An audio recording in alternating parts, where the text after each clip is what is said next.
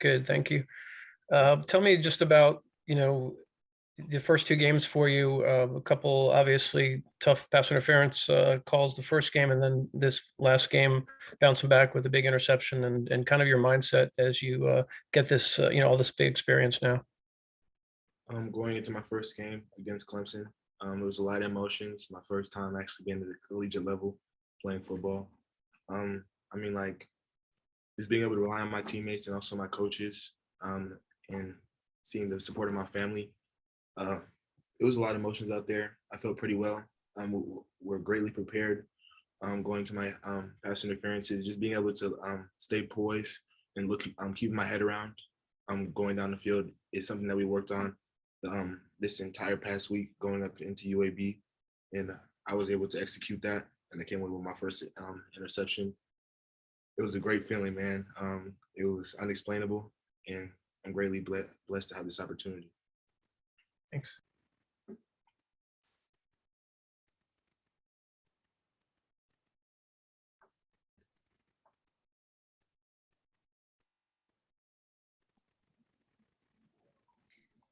Okay, we will go to Chip Towers and then Anthony Dasher. Yeah, Kelee, we all know a little bit about your mom's story. She got a lot of airtime on Saturday, and I just wondered. I guess there was probably nobody on planet Earth more thrilled about that interception than her. Can you just update us a little bit on her situation? Obviously, your relationship with her, and anything you might have heard from her afterward about that interception in particular. Seeing from the picture, you could see all the emotions that she had about seeing her kid go out there and have his first interception at UGA, especially it being at Sanford was a huge accomplishment as well. Last year I wasn't able to play, so my mom seen me go throughout that process and struggling mentally, just trying to stay locked in and engaged, and just looking forward to the next opportunity, honestly. So just continuing to be prepared.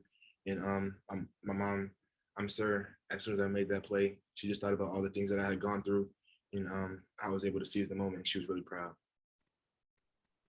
Hey, Kelee, good to see you. I want to ask you about Brock Bowers just a second. And obviously, there was a lot of buzz about him back in spring and even going into the summer. I was wondering, though, was there like a moment for you during practice or a scrimmage when maybe he did something that kind of had the wow factor to you, kind of convinced you, hey, this guy may be something a little extra special? Okay. Most definitely. Brock Bowers is a great player. I was actually able to guard him myself a good amount of times. Just how he's able to use his body against anybody that's guarding him, whether it's linebackers or safeties. He's able to get open, even against corners himself. So just being really agile and how fast he is with great strong hands and in a wide catch radius is a big thing to his advantage.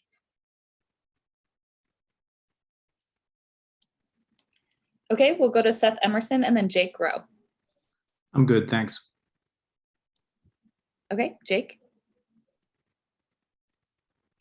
Kelee, when you guys are coming together as a secondary in the preseason, obviously you're Darian Kendrick is new to the team.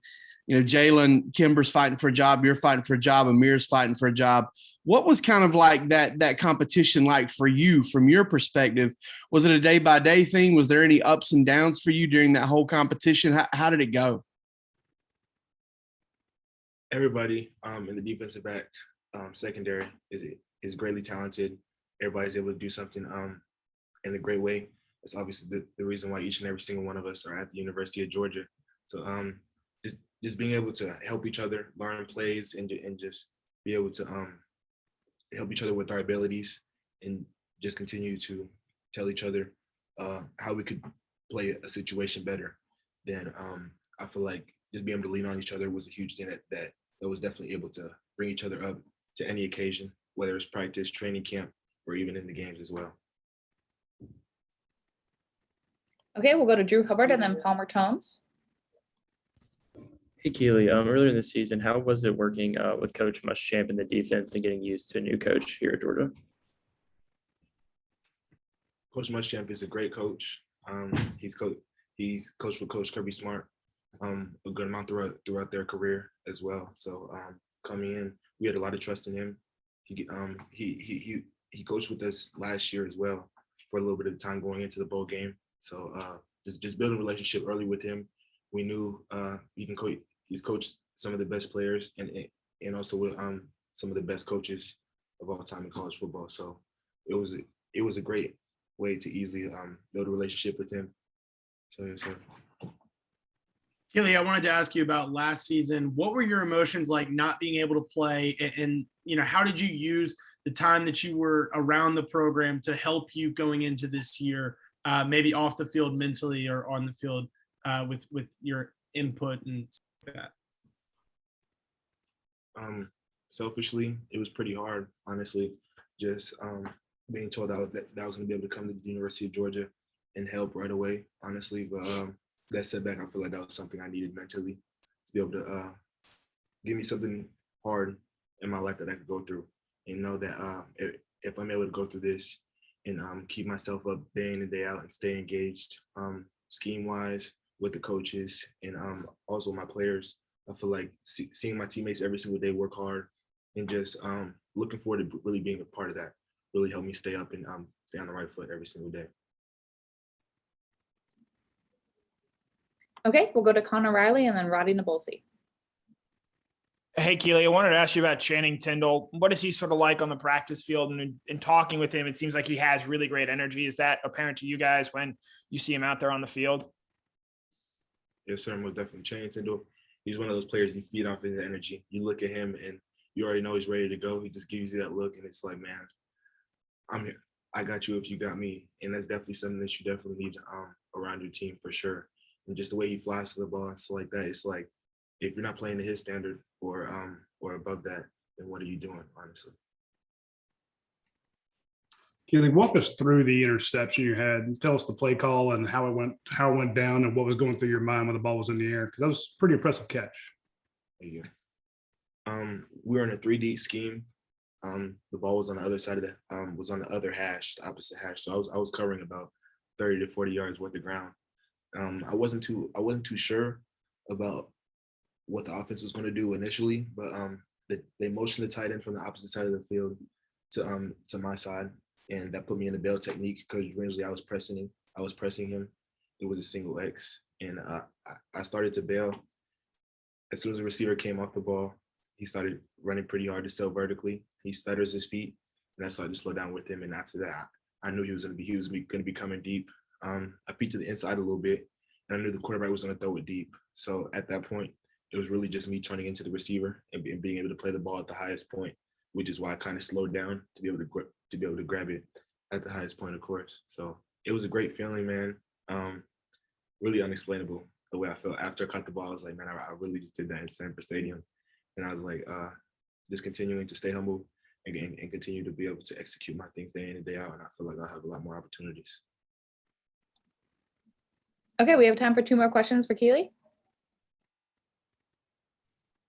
Kelee, talking about that interception there, it seems like a lot of that came from, tape study, knowing the opponent's tendencies and stuff. Is that something you felt like, you would have been able to do last year, or is that the type of thing that came from those mental reps and, developing the mental side of your game while you were out last year? Mental reps are a huge thing. They're greatly underestimated, man. That's why anytime a player is hurt, Coach Smart's like, man, if you're not getting the play call, if you're not seeing what the offense is doing, then you're wrong. Because like when you get on the field and when it's your turn, you can definitely play much more faster, and things happen much slower for you. So you can react to things 10 times faster on the field. So I feel like mental reps are a huge aspect of the game. Kelee, what will be your final takeaway from the Clemson game? And I know you had the pass interferences, but when you look back on it, now that you're starting to grow, what's going to be your takeaway as you move forward?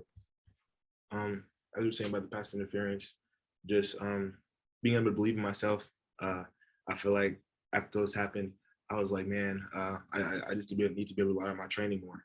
I feel like once the balls were in the air, I was kind of fighting with the receiver a little bit too much. So I feel like just having poise and just being able to relax when the ball's in the air and the ball's coming to you, looking for the ball and making a play on the ball as I did in the UAB game. So I feel like when you're able to have poise and just relax in any situation, I feel like you can rely on your technique and get the job done. All right, thank you, Kelee.